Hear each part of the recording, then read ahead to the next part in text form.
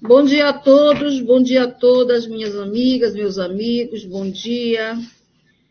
Estamos iniciando nossa 42ª sessão ordinária do Tribunal Pleno, a se realizar hoje, dia 6 de novembro, sob a minha presidência, representante do Ministério Público, doutor Raimundo Mendonça. Bom dia, doutor Raimundo Mendonça.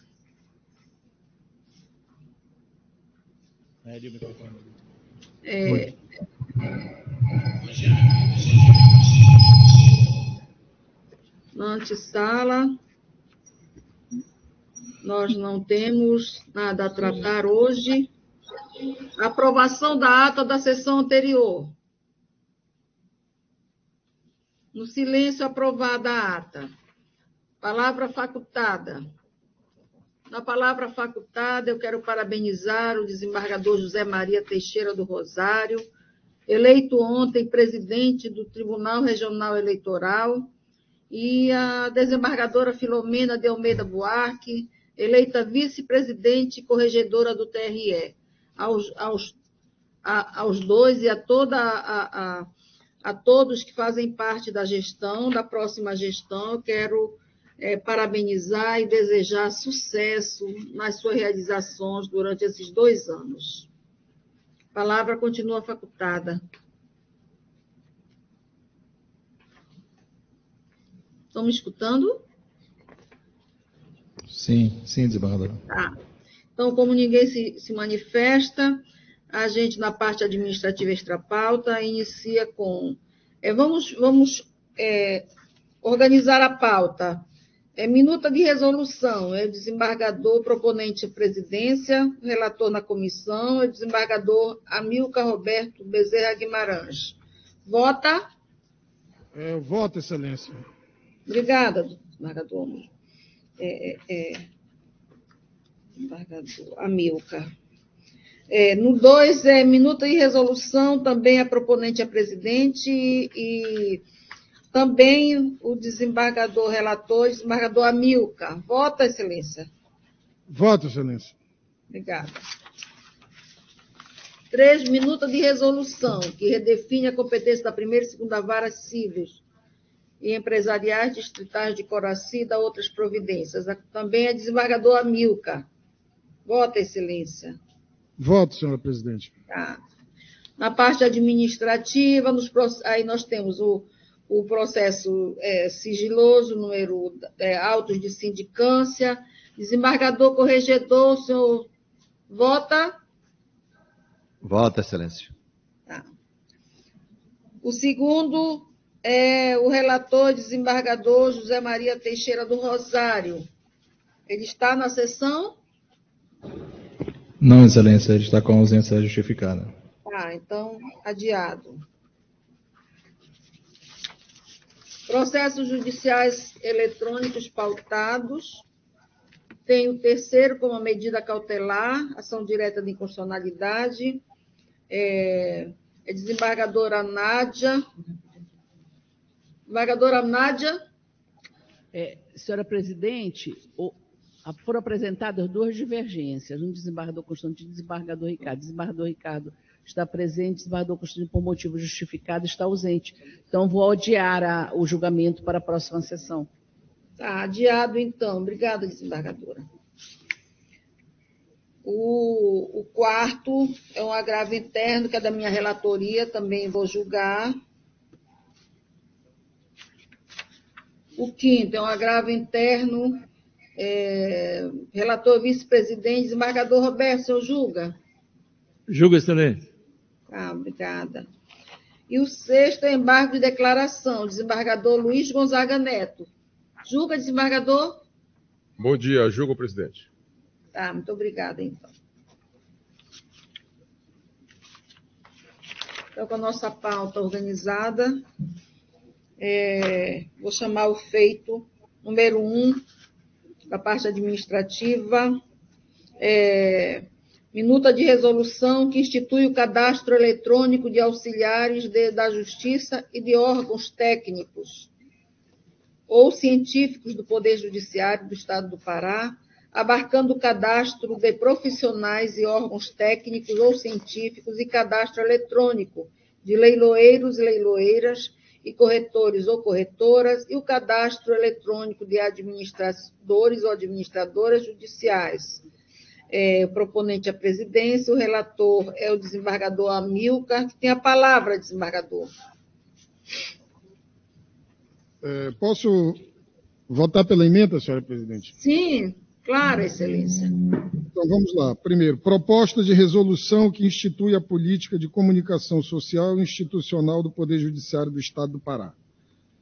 O Departamento de Comunicação destaca que a política a ser implantada disciplinará o uso da comunicação para fins institucionais, possibilitará a aplicação das técnicas adequadas e específicas da área da comunicação e aprimorará os mecanismos de transferência, eficiência e prestação de serviço à sociedade. Diretrizes fixadas pela Resolução número 85, de 8 de setembro de 2009, do CNJ, alterada pela Resolução número 326, de 2020, que dispõe sobre a comunicação social no âmbito do Poder Judiciário. Objetivo de executar as ações de comunicação em consonância com os princípios constitucionais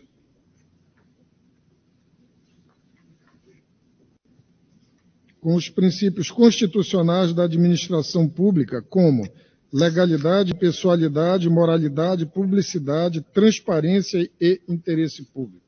É como voto.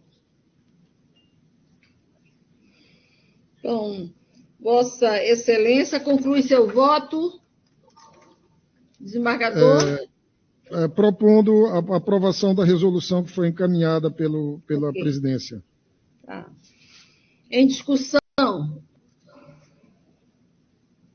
Como ninguém discute, a minuta da resolução foi aprovada nos termos do voto do relator. A segunda é uma minuta de resolução, proponente também a presidência e relator na comissão também o desembargador Amilcar. O senhor está com a palavra, excelência. Obrigado, senhora presidente. O SIGADOC 2017-03807, a emenda tem o seguinte conteúdo. Proposta de resolução que redefine as competências da primeira e segunda varas cíveis e empresariais distritais de Quaraci e da outras providências. Desembargador é o número 1. Número 2. Eu acho que eu fiz uma inversão, senhora presidente. O feito anterior era isso foi a ordem que eu recebi. Esse é o feito de número 3, senhora presidente. Ah, você julgou os dois juntos, não? Não, eu julguei, em vez de eu julgar o número 1 que foi anunciado, eu julguei o número 2. A senhora me perdoe. Não julgou o número 2, né? Isso. Então, o número 2 eu só vou anunciar para resolver aí. O senhor já julgou. Já julguei o número 2. A política de comunicação social e institucional no Poder Judiciário do Estado do Pará. Né? Foi isso que foi julgado. Então, já foi anunciado o julgamento, conforme o voto do relator aprovado por unanimidade agora o número 2, conforme a aquiescência do Pleno.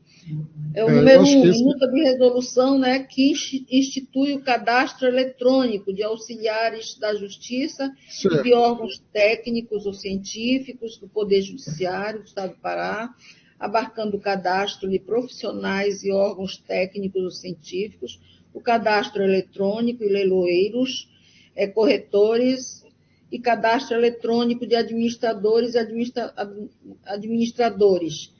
E administradoras judiciais. Então, esse que era o primeiro que nós vamos votar agora, excelência. Isso, exatamente. A senhora me perdoe, foi uma desatenção da minha parte. A emenda uma proposta de resolução da presidência, que eu estou votando pelo acolhimento da proposta, com a emenda com o seguinte conteúdo. Proposta de resolução que instituiu o cadastro eletrônico de auxiliares da Justiça e de órgãos técnicos ou científicos do Poder Judiciário do Estado do Pará. A proposta tem como objetivo modernizar, atualizar e simplificar os procedimentos para o cadastro dos auxiliares de justiça através do cadastro eletrônico de auxiliares da justiça e órgãos técnicos ou científicos. diretrizes fixadas pelas resoluções 233, 236, de julho de 2016 e 393, de maio de 2021, todas do CNJ. Ante a justificativa colacionada nos autos, como eu disse anteriormente, eu estou votando pelo acolhimento da proposta. Então, o digno relator vota pelo acolhimento da proposta, minuta da resolução, número 1, conforme seu entendimento e voto. Em discussão. Como ninguém discute, a minuta de resolução número 1 foi acolhida nos termos do voto do relator. Então, agora nós vamos ao número 3. Então, vamos pela emenda. Também é o desembargador Amilcar, que redefine a competência da primeira e segunda varas cíveis e empresariais distritais de Coraci. Vamos Continue. lá. A proposta de resolução que redefine as competências da primeira e segunda varas cíveis e empresariais e distritais de Coraci e da outras providências. Após a atualização dos estudos, o Departamento de Planejamento e Gestão analisou o acervo ativo de cada vara e sugeriu a transferência dos feitos de busca e apreensão em alienação fiduciária, reintegração e manutenção de posse e execução de título extrajudicial da primeira vara civil empresarial para a segunda vara civil empresarial e a transferência dos feitos de órfãos, ausentes e interditos e sucessões da segunda vara civil empresarial para a primeira vara civil, o que reduziria a diferença no volume de acervo entre as varas em 60%. Deste modo, foi apresentada a proposta pela presidência com a redefinição das competências com base no estudo apresentado, sendo que a primeira vara ficaria com competência civil e comércio órfãos, ausentes, interditos e sucessões, e a segunda vara ficaria com a competência de busca e apreensão em alienação fiduciária, reintegração e manutenção de posse, execução de título extrajudicial, falência e recuperação judicial e acidente do trabalho. A Corregedoria Geral de Justiça também se manifestou favoravelmente à proposta apresentada nos autos. Considerando o estudo feito pelo setor competente, em que consta que as redefinições de competências irão ajudar à equalização da distribuição processual, eu voto pelo acolhimento da proposta. Obrigada, Excelência. Digno relator vota pelo acolhimento da proposta, nos termos da ementa oralida. Em discussão. Como ninguém discute, proposta acolhida por unanimidade, nos termos do voto do relator. Vamos à parte administrativa. Na parte administrativa, temos o aniversário próximo dos senhores desembargadores, doutora Kédima Pacífico, no dia 6, amanhã, hoje. Então, desembargadora, hoje a senhora está aniversariando e nós queremos dizer a Vossa Excelência todo o nosso carinho e o Pleno também. Eu tenho certeza que todos os colegas lhe desejam um feliz aniversário, que Deus lhe ilumine sempre, Divino Espírito Santo lhe dê a luz necessária para a senhora esclarecer todos os momentos que a senhora tiver dúvida na sua vida. O desembargador José Maria será no dia 11 de 11. E também o desembargador Pedro Pinheiro Sotero. Temos no dia 11 2 aniversários. Pedimos também a Deus que ilumine todos os dois desembargadores, tenham uma vida com saúde, que tenham uma vida plena com saúde, que Deus os ilumine, que Deus os guarde, que Deus esteja sempre em suas vidas e de suas famílias. É o desejo de todos nós. A palavra está facultada, se alguém quiser também se manifestar. Desembargador, eu só gostaria de agradecer as palavras de Vossa Excelência e dizer muito obrigado a todos.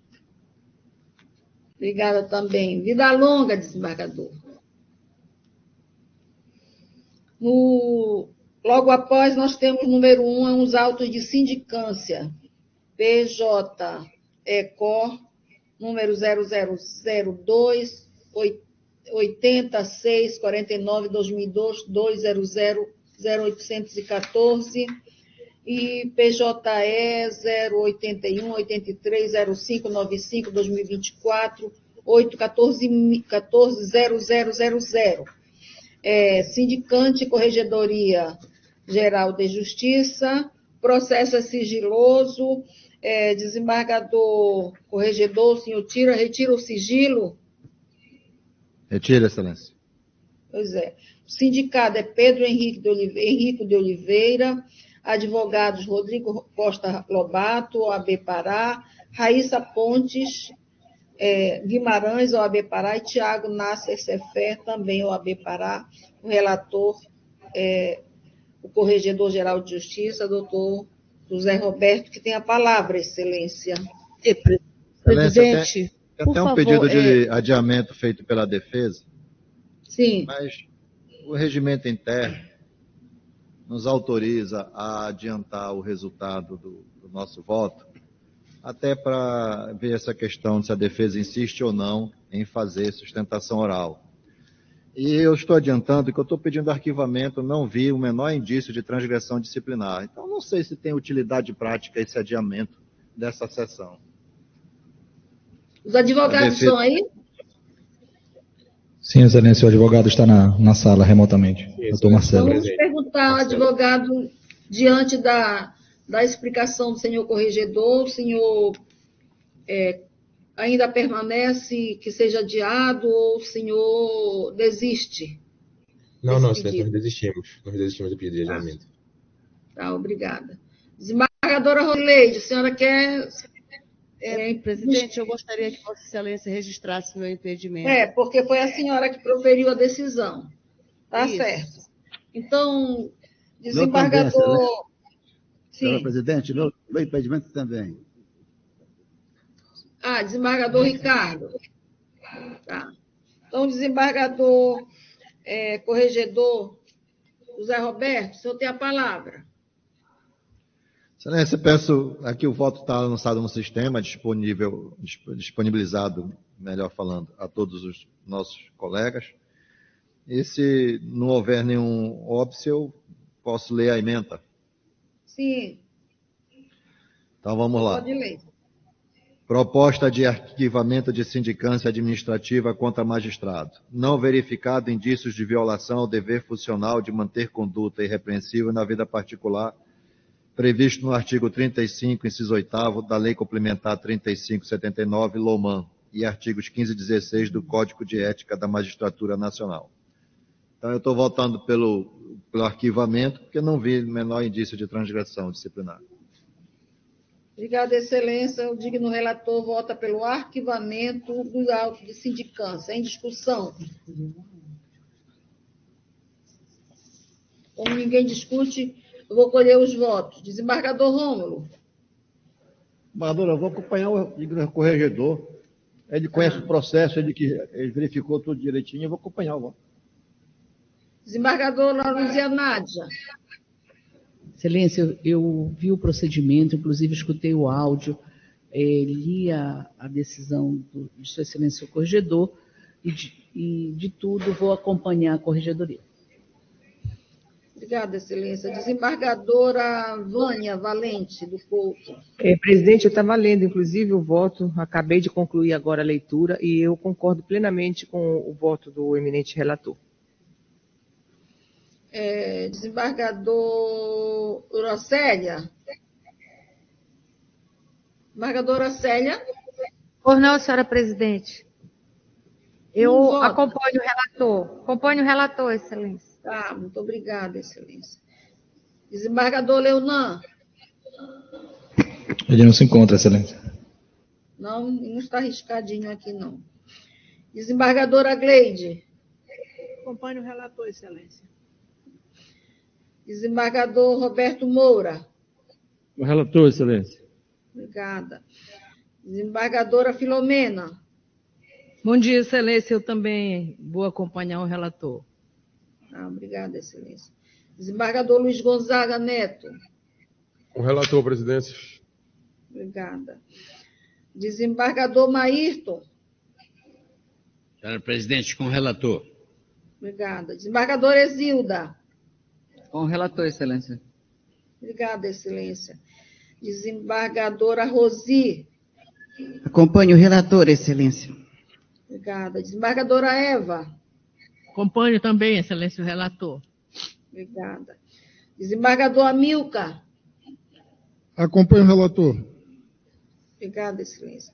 Desembargadora Margui. Presidente, acompanho o relator. Obrigada. Desembargador Pedro Sotero. Com o relator, excelência. Obrigada, excelência. Desembargadora Luana. Com o relator, presidente. Desembargador Alex. Com o relator, presidente. Desembargador José Torquato. Com o relator, presidente. Obrigada. Por unanimidade, o senhor relator, corregedor, vota pelo arquivamento do procedimento de sindicância, nos termos do acolhimento pelo Pleno, a unanimidade do Pleno. O segundo é do relator, é o desembargador José Maria, que está adiado em razão de sua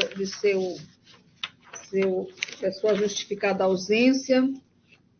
E também o terceiro, que é processos judiciais eletrônicos pautados, o número 3, é da medida cautelar, a desembargadora, a relatora desembargadora Exilda. Também está adiado? É isso? Está com voto vista. Está com voto vista para a desembargadora Luzianária. Tá. É esse que o desembargador Constantino não está hoje presente, né? Justificadamente. E no número 4, que sou eu passo a presidência para o desembargador Roberto.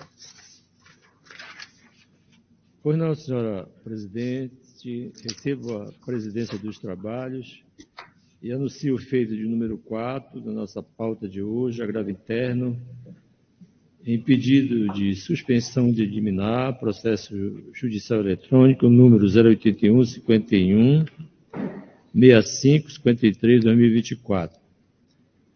Sigiloso. Vossa Excelência retira o sigilo? Sim, Excelência. Sim. Presidente. Pois não. Meu impedimento, tá? Pois não, desembargador Rômulo. Anotado. Agravante. Sindicato dos Trabalhadores da Educação Pública do Pará. Advogados Suziane Xavier Américo e outros. Agravado. Estado do Pará. Procuradores do Estado, Ricardo Cefé e outros. Interessado. Quinta Vara da Fazenda Pública dos Direitos Públicos, Coletivos e Individuais Homogêneos da Capital. Relatora, a digna desembargadora presidente deste tribunal. Objeto: reforma da decisão que deferiu o pedido de suspensão dos efeitos da liminar no processo número 086-5785-39 de 2024. Haverá sustentação oral das duas partes. Vossa Excelência, desembargadora relatora, pode se manifestar. Tá. Excelência, trata-se de agravo interno interposto pelo Sindicato dos Trabalhadores em Educação Pública do Estado do Pará, SINTEP, contra a decisão desta presidência que, em pedido de suspensão de liminar formulado pelo Estado, deferiu a suspensão dos efeitos da decisão de primeiro grau, a qual determinou a continuidade do pagamento de parcelas de aulas suplementares aos professores estaduais anteriormente supridas por ato administrativo da Secretaria de Estado de Educação.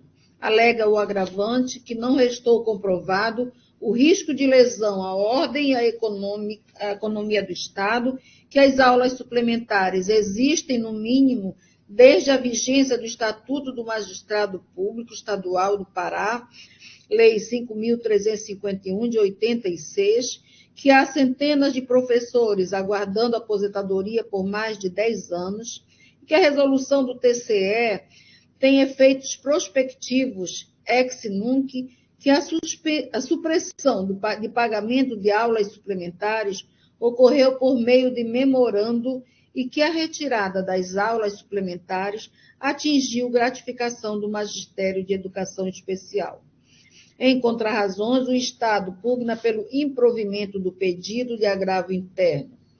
O relatório foi encaminhado à Secretaria nos termos do artigo 931 do Código do CPC para inclusão do feito em pauta, a pauta desimpedida em plenário.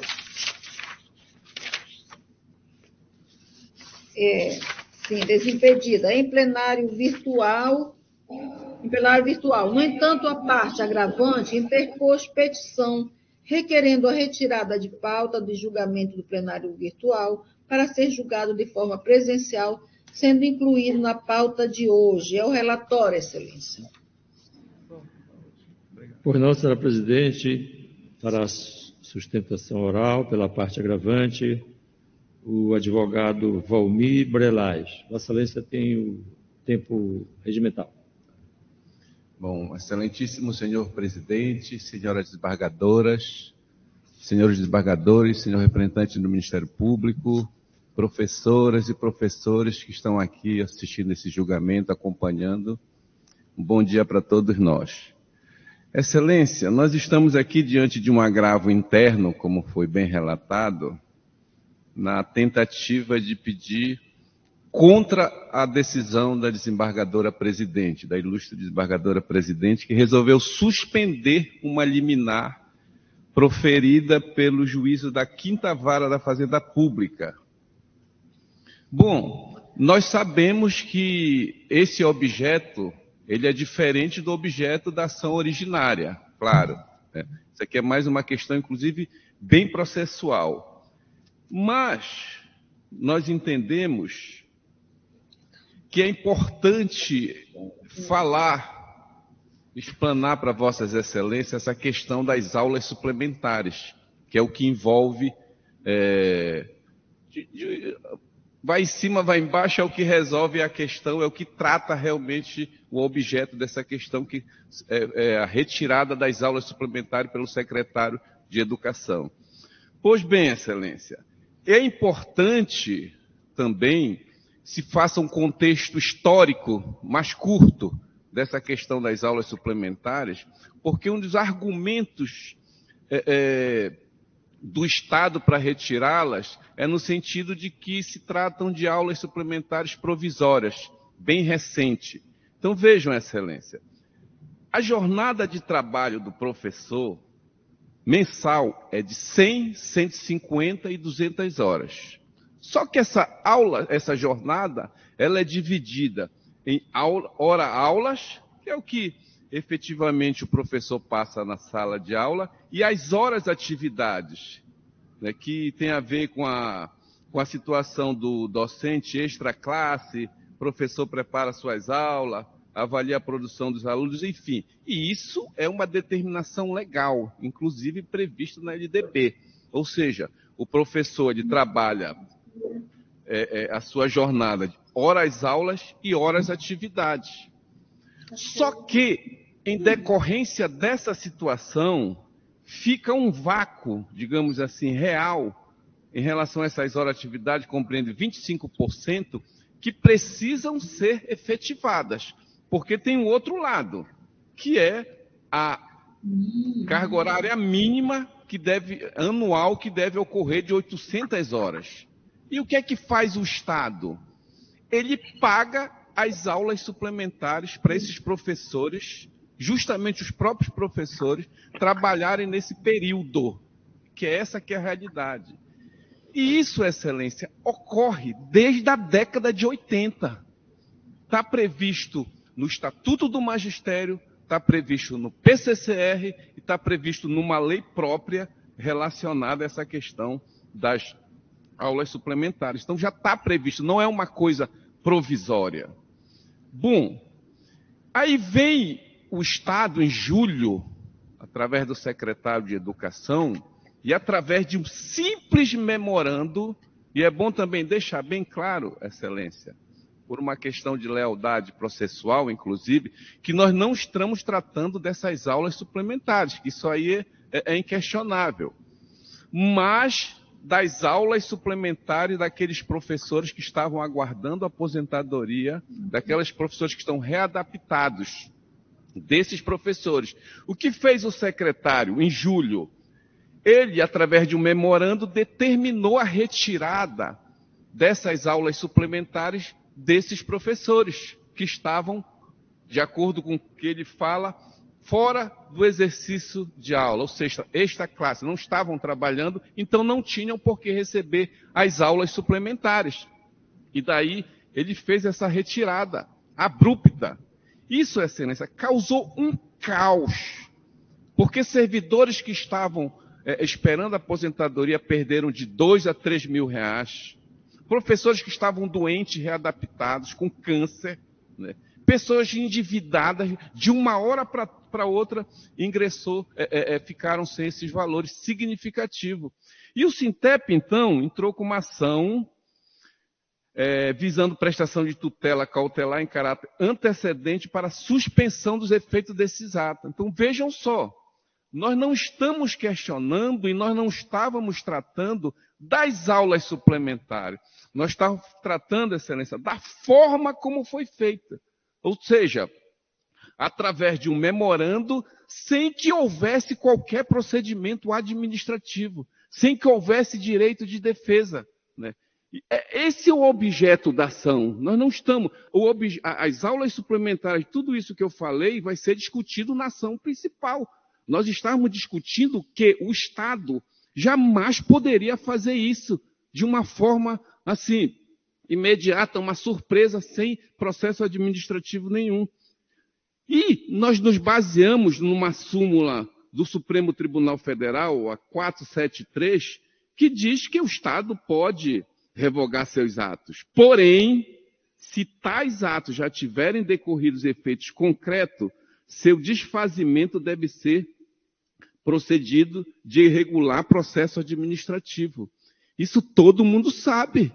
Aqui neste Tribunal de Justiça, inclusive nós anexamos, tem mais de 5 decisões nesse sentido, que não se pode retirar uma gratificação sem ouvir outra parte, que é isso, decisões do Supremo Tribunal Federal. E uma coisa importantíssima, um determinado professor, já nessa situação, ingressou com um mandado de segurança, que o relator foi o ilustre desembargador Luiz Neto, e o desembargador Luiz Neto concedeu a liminar, inclusive com base nesse fundamento, de que deveria ter o procedimento administrativo, no mínimo, com base já nessa situação. E aí, simplesmente, o juiz, primeiro, mandou ouvir o doutor Raimundo Santana, mandou ouvir o Estado, porque o juiz Raimundo Santana, ele, nesse caso, ele é muito prudente, ele jamais concede uma liminar sem ouvir a outra parte. Inclusive, já negou várias liminares por Sintep também. Então, ele é muito sensato nesse ponto.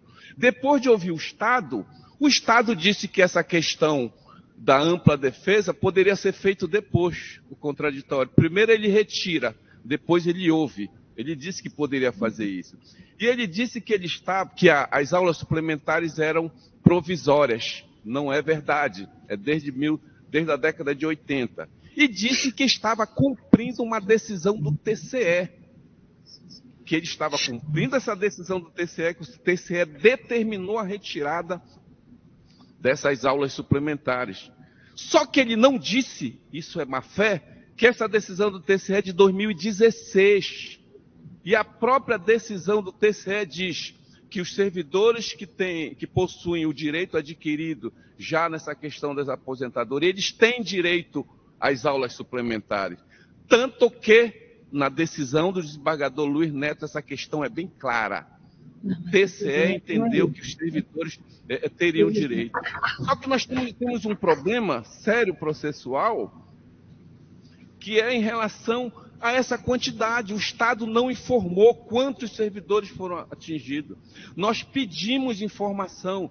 O juízo da Quinta Vara determinou que o Estado apresentasse a relação dessas pessoas prejudicadas. O Estado não apresentou. Ele já até fez a contestação e não apresentou nada. E não anexou um documento sequer na ação originária. Bom, aí vem o Estado, foi concedida a liminar. Vem o Estado e entra com esse pedido de suspensão de liminar, dizendo que a base do Estado, é importante dizer isso, com base na grave lesão à ordem econômica e administrativa. Esse que é o fundamento do Estado. Lá adiante ele fala da saúde, ele fala da segurança pública, ele não pode falar isso porque isso são recursos da educação. A educação tem que ser aplicada na educação vinculada, então ele não pode nem argumentar isso. E ele disse que houve essa grave lesão administrativa, impacto financeiro, que não está previsto na lei orçamentária, e que isso vai causar um prejuízo de 6 milhões por mês, e que o impacto anual está de 76 milhões por mês. E só para Vossas Excelências terem uma ideia, a despesa com o pessoal está 24 bilhões. Então, 76 milhões em termos do pessoal não tem essa interferência, não tem esse poder. E aí, infelizmente, a excelentíssima presidente concedeu essa liminar suspendendo, argumentando, ratificando praticamente essa questão da ordem pública, da saúde, e que não pode, e tem esse prejuízo de 6 milhões. Enfim, a ilustre desembargadora, ela ratificou o argumento do Estado. E então nós viemos e ingressamos com esse agravo interno, que é esse que é o objeto, dizendo, primeiro, Excelência, vejam bem a importância desse julgamento, inclusive para outros pedidos de suspensão. O Estado alegou todo esse prejuízo, alegou toda essa questão de falta de previsão orçamentária e não anexou um documento. Não tem um documento, uma página nesse processo, tanto nesse como no principal. Não existe. Ele se imbuiu de dizer que o que ele fala é verdade, o Estado, e aí nós temos que acreditar. Por mais que tudo que ele falasse fosse verdadeiro, ele não juntou um documento. E ele mesmo, o próprio Estado, fez menção a 4 decisões, inclusive do STJ. E todas essas decisões são bem claras, dizendo que pode ser concedido, desde que comprovado. Isso é básico. Qualquer parte de um processo, que faz parte de um processo, o que ele fala tem que ser comprovado. Há, inclusive, uma decisão que nós expomos aqui, da excelentíssima desembargadora Regina Célia, em 2022, em que ela concedeu a suspensão, mas depois ela verificou que não estava comprovado. E ela mesma se retratou, fez essa ação, porque não está provado. Isso é uma coisa muito séria. E o Estado, além de tudo isso, omitiu várias das questões. Por exemplo, ele diz que paga em decorrência do TCE. Não é verdade. O próprio TCE, ele diz que é só a partir... quem teve 2016. E o Estado cortou de todo mundo, inclusive cortou de pessoas que nem estavam no memorando, cortou a gratificação de educação especial. Aí o professor, que era da educação especial, que ele está esperando a aposentadoria, ou que está afastado, ele perdeu também essa gratificação. E uma coisa muito importante, Excelência, ele retirou, volto a dizer, ele retirou essas aulas suplementares dos servidores que não estavam em regência de classe, estavam afastados. Ele quer dar a impressão que os servidores se afastaram no mês passado, um ano. Vejam só, são pessoas que estão aguardando aposentadoria há mais de 15 anos. O professor adquire o direito e eles ficam esperando há mais de 15, 10 anos. Isso é um escândalo. E por que o Estado faz isso? Porque ele fica pagando com o tesouro. Ele deveria pagar com as verbas da Previdência. E não, ele faz isso. E ele quer passar a imagem de que essas pessoas estão recebendo agora. Não. É todo esse período de pessoas doentes. Então não existe, tanto na questão formal, que ele deveria comprovar, como na própria questão de mérito. Vejam outra contradição absurda. Ele diz que as aulas suplementares só podem ser pagas para professores que estão em regência de classe. Por isso que ele retirou. Mas ele manteve de professores que estão trabalhando em diretorias regionais, que são indicados por eles. Ou seja, isso é uma imoralidade, infelizmente. Então, Excelência, eu acho que ainda há... Um minuto, Excelência. Desculpe interrompê-lo. Então, eu acho que ainda há tempo da ilustre desembargadora rever seu ato, se retratar. Caso isso não aconteça, o pedido do Sintep é que haja provimento para o seu agravo, até porque ainda vem a ação principal. Nada impede de que haja o provimento deste recurso, as pessoas que estão tendo prejuízo recebam e depois se decide o mérito. Nós estamos aqui para isso, para provar tudo o que nós falamos. E o Estado não provou nada do que ele falou, que é um requisito fundamental. Muito obrigado. Obrigado, doutor Brelas. Pelos agravados, Estado do Pará, usará da tribuna o doutor João Gouveia Neto. Vossa Excelência tem o tempo regimental. Bom dia, excelentíssimo presidente. Bom dia, excelentíssimos desembargadores. Bom dia, excelentíssimo representante do Ministério Público. Bom dia, excelentíssimo colega Valmir Brelas, na pessoa da que eu congratulo os advogados. Bom dia a todos os professores presentes.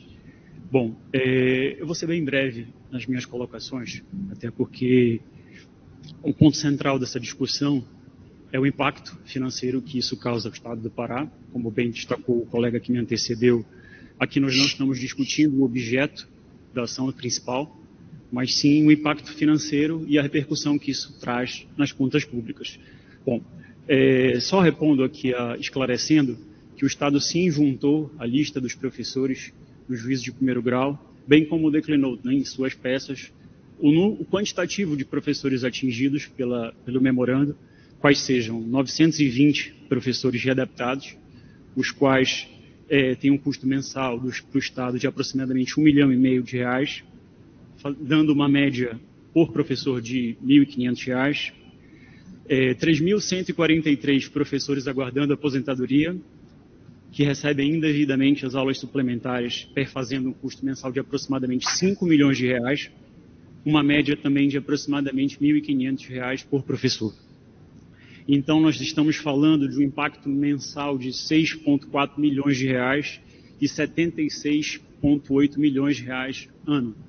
Então, assim, vejam, excelências, nós não estamos falando de valores irrisórios, nós estamos falando de valores de representativos valores. E aqui, cabe esclarecer, em que pese não ser o objeto dessa suspensão, esclarecer a natureza jurídica das aulas suplementares. Vejam, as aulas suplementares, como bem destacou o Tribunal de Contas do Estado, elas têm caráter transitório. Elas são verbas propter labore faciendo, ou seja, o servidor só faz jus se exercê-las, se realmente praticar a atividade para fazer jus a elas. E aqui, só esclarecendo um ponto importantíssimo e processual nessa suspensão, nós temos o tema 138 do Supremo Tribunal Federal, que fala da necessidade de contraditório quanto da supressão de um eventual valor da remuneração de servidores. Só que, vejam, neste caso, nós estávamos falando de averbação de tempo de serviço anteriormente deferida, o que não requeria um fato gerador protraído no tempo, que é o que ocorre nas aulas suplementares. Ou seja, o Estado verifica se aquele professor faz jus à aula suplementar mês a mês e paga para aqueles que fazem jus. Seria, excelências, o caso de um magistrado que exerce uma direção de fórum, de um servidor que recebe uma gratificação temporária, propter labore faciendo. Ou seja, se eventualmente as cortes, os órgãos de controle identificassem uma incongruência na percepção, como foi o caso na SEDUC, não teria como o Poder Judiciário manter, ou, na verdade, não teria necessidade do Poder Judiciário intimar seus servidores ou seus magistrados para a retirada dessa gratificação. E foi exatamente isso que aconteceu no memorando do secretário de Educação do Estado. Ou seja, nós não estamos falando de uma verba a qual foi incorporada a remuneração dos professores. O decurso do tempo, excelências, não transmuta a natureza jurídica das aulas suplementares. E esse é o ponto central na nossa discussão aqui. Então, o Estado do Pará, tendo o Tribunal de Contas entendido que essas verbas são transitórias, o secretário de Educação, que é ordenador de despesa, não poderia continuar o pagamento dessas verbas. Então, a única alternativa que teve foi de retirá-la, porque senão ele poderia estar respondendo, inclusive, sanções pelos órgãos de controle no seu próprio CPF. E aí, eu venho trazer aqui também dois processos nos quais foi indeferido por esta Corte, mandado de segurança, a liminar. A desembargadora Célia Regina indeferiu a liminar de um grupo de professores que pretendia exatamente o mesmo objeto da ação coletiva em discussão, e a desembargadora Elvina Gemac também indeferiu um mandado de segurança que trata exatamente do mesmo objeto. Então, assim, excelências, a gestão pública, ela é o desafio de prover infinitas necessidades lastreadas em recursos finitos. Então, é isso, excelências. Muito bom dia.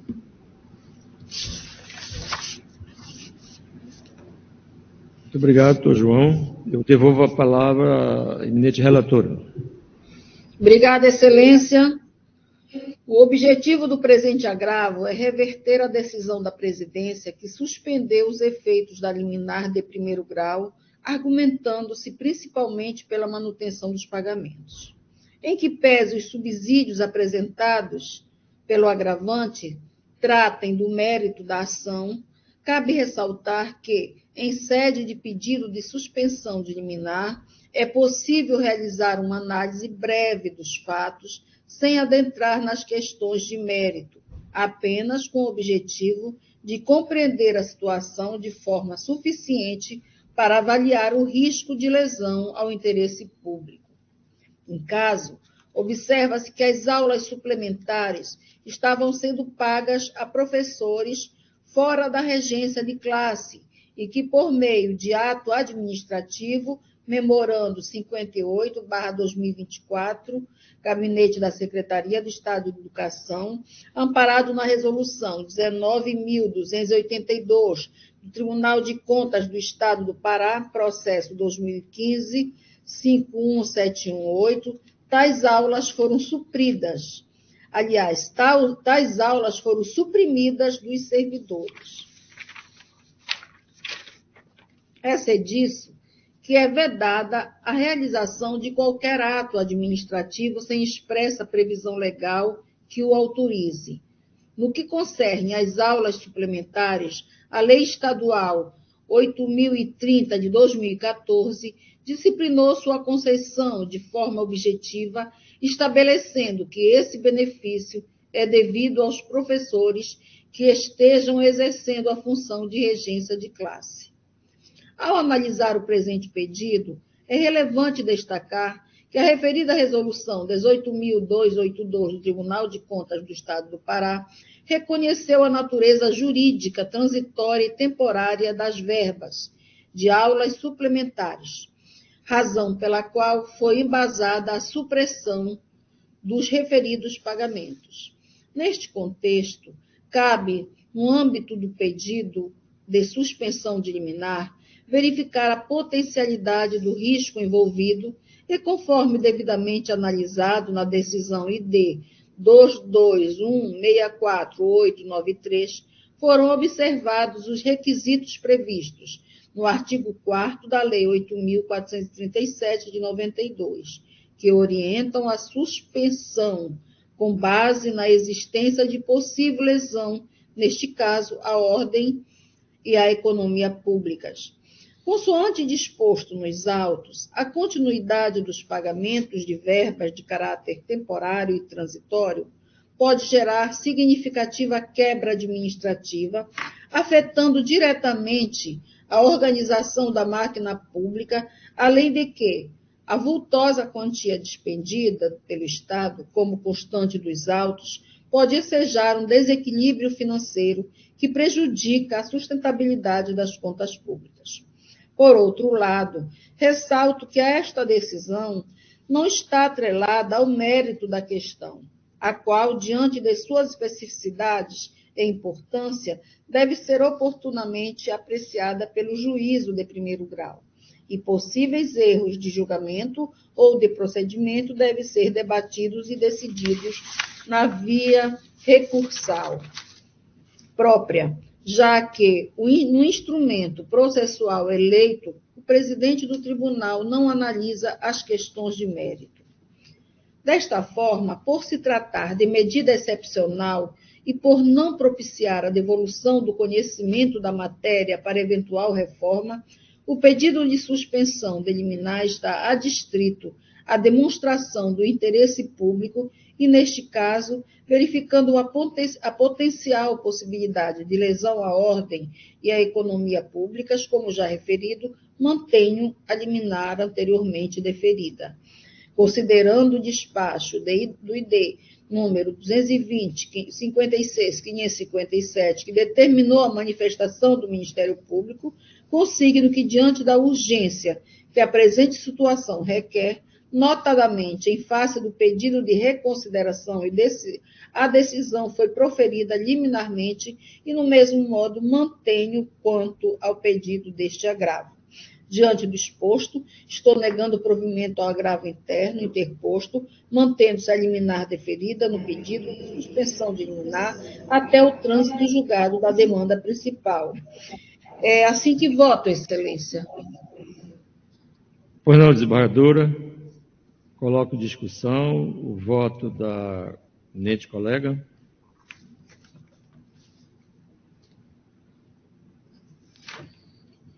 Ninguém discute, colho os votos. Desembargadora Luzia Nádia, como vota Vossa Excelência?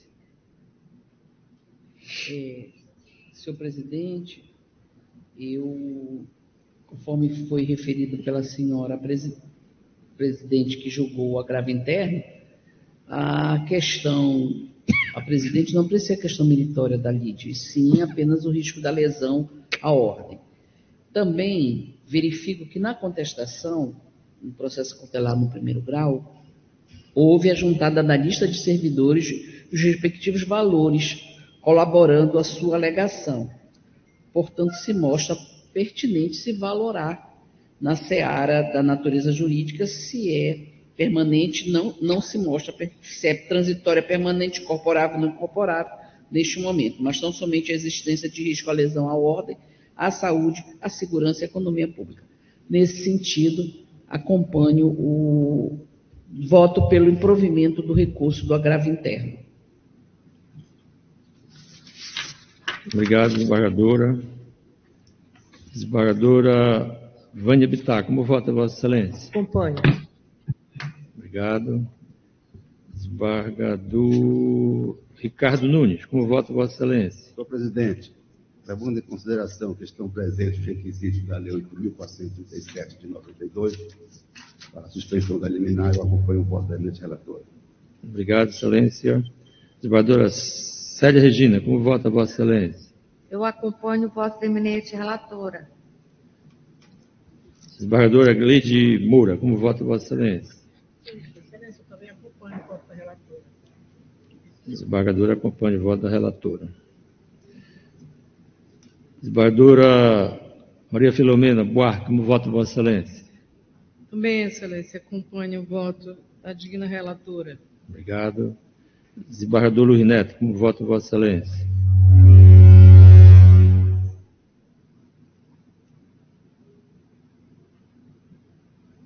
Presidente, apenas para justificar, nós estamos em sede de pedido de suspensão de liminar, cuja natureza jurídica é diferente de uma liminar concedida num processo individual. Com essas considerações, eu acompanho o voto da eminente desembargadora, presidente. Obrigado. Obrigado, Excelência. Desembargador Maírton Marques, como vota Vossa Excelência? Senhores relatores. Desembargadora Zilda Mutran, como vota Vossa Excelência? Excelência, eu vou acompanhar o relator. Tá? Obrigado. Desembargadora Rosaleide Cunha.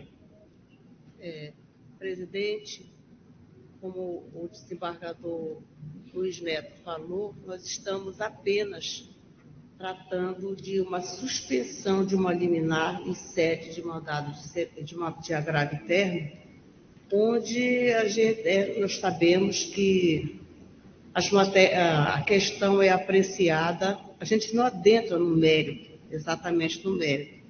E mais, a presidente, eu anotei aqui que a presidente, no seu voto, ela cita que, eu abro aspas, é disso que é vedado a realização de qualquer ato administrativo sem expressa previsão legal que o autorize.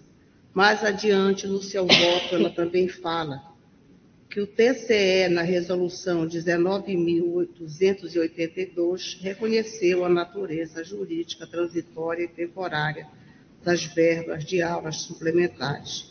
Então, revisando, como apenas estamos tratando de uma suspensão de liminar em sede de agravo interno, neste momento eu acompanho a eminente relatora.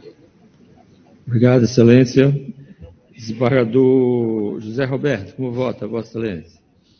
Excelência, eu acompanho a relatora. Desembargadora Rosi Farias. De igual forma, acompanho a relatora. Desembargadora Eva do Amaral Coelho. Com a relatora, Excelência. Desembargador Amilcar Guimarães. Com a relatora. Desembargadora Margui Bittencourt. Com a relatora, presidente. Desembargador Pedro Sotero. Com a relatora, presidente. Desembargadora Luana Santalices. Com a relatora, Excelência. Desembargador Pinheiro Centeno. Com o relator, presidente. Desembargador José Torquato. Com a relatora, Excelência. Doutor Sérgio Augusto Andrade. Acompanho a relatora, Excelência. Doutor José Antônio. Acompanho a relatora, Excelência.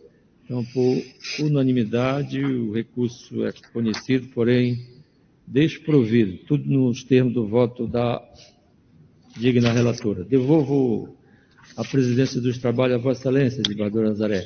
Obrigada, Excelência. Eu anuncio o feito de número 5, que é de Vossa Excelência, agravo interno em recurso especial, agravante município de Gurupá, seus respectivos advogados, agravado o Ministério Público do Estado do Pará, interessado Câmara Municipal de Gurupá, Procurador-Geral é Dr. César Bichara Nader Matar, relator é Vossa Excelência. Tem a palavra, Excelência. Obrigado, desembargadora. Vou fazer a leitura da emenda. Qualquer dúvida, estou à disposição para esclarecer. Direito constitucional, agravo interno e recurso especial. Caso em exame, o recurso. Agravo interno, com base no artigo 1030, inciso 1, a linha A, do CPC, contra decisão da vice-presidência que negou seguimento a recurso especial amparado no tema 1010 do STF. O fato relevante, saber se correto o juízo de conformidade na aplicação da tese fixada no recurso extraordinário com repercussão geral, número 1.041.210, tema 1010 do STF. Questão em discussão. Saber se o artigo 5º da Lei 939 de 2006, do município de Gurupá, ao criar 5 cargos em comissão de assessor jurídico, está em harmonia com as diretrizes estabelecidas no recurso extraordinário com repercussão geral, número 1.041.210, São Paulo, tema 1010, cuja tese diz que, abro aspas, a criação de cargos em comissão somente se justifica para o exercício de funções de direção, chefia e assessoramento, não se prestando a desempenho de atividades burocráticas, técnicas ou operacionais. B. Tal criação deve pressupor a necessária relação de confiança entre a autoridade nomeante e o servidor nomeado. C. O número de cargos comissionados criados deve guardar proporcionalidade com a necessidade que eles visam suprir e com o número de servidores ocupantes de cargos efetivos do ente federativo que os criar. E D. As atribuições dos cargos em comissão devem estar descritas de forma clara e objetiva na própria lei que os instituir. Fecho aspas. Razões de decidir. A criação de cargos de assessor jurídico, todos comissionados, teve a intenção de burlar a necessidade de concurso público, atribuindo a esses cargos a natureza de cargo comissionado, sem que, no entanto, de fato, correspondam às funções de direção, chefia ou assessoramento. Também foi apontada a não descrição de forma individualizada na lei das atribuições do cargo de assessor jurídico, bem como a existência de notória desproporcionalidade na criação dos cargos em comissão em relação aos cargos efetivos que compõem a assessoria municipal, uma vez que todos os cargos possuem natureza comissionadas, mas não serviços típicos de advocacia pública, que possuem inegável natureza técnica, em clara violação ao disposto no artigo 37, inciso 2 e 5 da Constituição Federal e dos artigos 34, parágrafo 1º e 35 da Constituição deste Estado. Com isso, senhora presidente, demais pares, eu conheço o recurso, porém nego provimento a ele. É como eu voto, senhora presidente. Obrigada, excelência. O digno relator conhece do agravo interno, porém nega provimento. Em discussão. Como ninguém discute, conhecido, negado provimento nos termos do voto do relator. Número 6. Desembargador Luiz Gonzaga da Costa Neto, embargo de declaração em ação direta de inconstitucionalidade. Embargante, município de Belém, procurador do município Daniel Coutinho da Silveira e outros. Embargante, Câmara Municipal de Belém, embargado o acórdão 173.250.83, requerente Ministério Público do Estado do Pará, Procurador-Geral César Bechara Nadematai, o relator é o desembargador Luiz Gonzaga Neto, e o objeto é sanar a omissão apontada no acordo referido. A palavra está com Vossa Excelência, desembargador Luiz Gonzaga Neto. Obrigado, presidente. Eu vou ler a emenda, caso tenha alguma dúvida, estarei à disposição dos eminentes desembargadores. O caso em exame, embargo de declaração interposto pelo município de Belém contra o acordo que declarou a inconstitucionalidade do anexo 1 da Lei Municipal 9.050 de 2013, com efeitos ex nunc, sob fundamento de suposta redução de vencimento dos guardas municipais. O embargante argumenta que o voto embasou-se em premissas errôneas, ignorando a aplicação da Lei 7.507 de 91 e a nulidade da Lei 8.957 de 2012. Questão em discussão. A questão de discussão consiste em verificar se há omissão ou contradição no acordo embargado quanto à análise dos efeitos financeiros da Lei Municipal 9.050 de 2013 e a suposta irregularidade na comparação com a lei anterior, nula por violar a Lei de Responsabilidade Fiscal. Razões de decidir. Os embargos declaratórios possuem caráter integrativo e não se destinam à rediscussão da matéria. O acordo analisou de forma clara e suficiente a questão da irrepetibilidade dos vencimentos, conforme jurisprudência do STF, sobre a não existência de direito adquirido a regime jurídico funcional. A análise dos efeitos financeiros da legislação foi feita corretamente, preservando a irredutibilidade dos vencimentos e observando os princípios constitucionais aplicáveis. Com essas considerações, eu estou conhecendo e negando provimento aos embargos de declaração. Presidente, é o voto. Obrigada, excelência. O digno relator, desembargador Luiz Neto, conhece dos embargos, mas nega provimento. Em discussão, como ninguém discute embargos de declaração, conhecidos e não conhecidos e rejeitados pelo não improvimento.